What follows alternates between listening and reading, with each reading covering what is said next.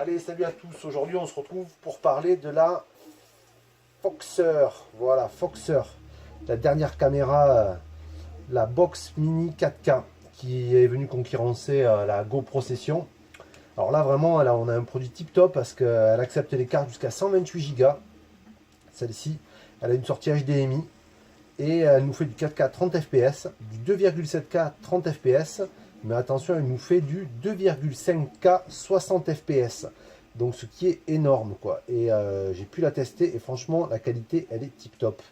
Donc le problème de ces petites caméras c'est que c'est bien beau pour faire du FPS sur les drones tout ça, mais quand on veut s'en servir et avoir une image correcte, stabilisée, il nous faut une gimbal. Le problème c'est que pour la positionner dessus, là on a vraiment un contrepoids, on ne peut pas la serrer même en mettant des pattes. Il faut faire des contrepoids de tous les côtés. Donc j'ai fabriqué ce petit caisson, cet article, vous voyez, qui permet de pouvoir centrer au mieux la caméra avec deux petites vis. Donc il est en deux parties, hein. Je vous ai fait la partie en rose vraiment pour montrer le produit fini. Le produit final sera noir, comme ceci, black. Et la caméra, elle vient s'insérer facilement à l'intérieur, ici, vous voyez.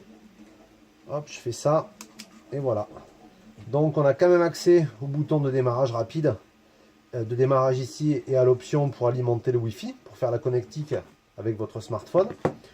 Et ici on a un accès, moi j'ai enlevé la petite languette, je ne l'utilisais pas, une sortie directe pour avoir votre connexion USB ou bien la fiche d'alimentation, puisqu'il y a une petite fiche qui est livrée avec et qui permet de l'alimenter, et une alimentation via la carte SD. Alors la petite fiche, je l'ai mis de côté mais elle est là, vous voyez, donc c'est du mini USB, pas du micro, je ne sais pas si on la voit bien. Ah, c'est du mini USB.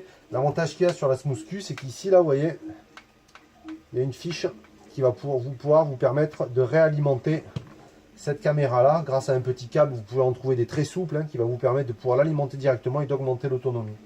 Donc pour l'installation, rien de plus simple, hein. On vient la positionner comme ceci. Avec le bras, la vis qui est ici, on va s'occuper de faire le réglage latéral. Et ensuite, une fois qu'on est là, on n'a plus qu'à monter ou descendre cette partie-là. Il faut vraiment affiner les réglages, vous voyez, et essayer de trouver l'angle parfait. Une fois que c'est fait, on n'a plus qu'à la démarrer, et c'est comme ceci. Hop là. Et voilà, elle démarre. On appuie 3 fois dessus. 1, 2, 3. Et voilà, et elle vient se positionner tout naturellement dans le bon sens. Ensuite, le problème sur ça, c'est qu'on n'a pas le retour. Mais grâce au Wi-Fi, et si on l'alimente, on peut avoir le retour sur le smartphone.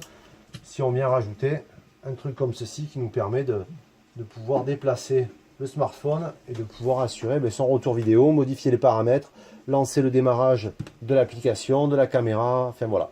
Là vraiment on a un super kit complet. On peut, si on veut aussi, sur ce module, rajouter ici, vous voyez, il y a un petit trou qui va pouvoir vous permettre de rajouter un micro si vous voulez faire un enregistrement externe.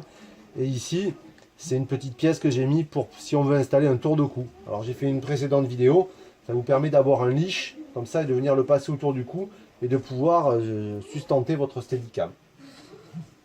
Donc voilà pour cette petite présentation, une de plus, je vais la rajouter au catalogue et on se retrouve pour de prochaines vidéos. Ah, ciao!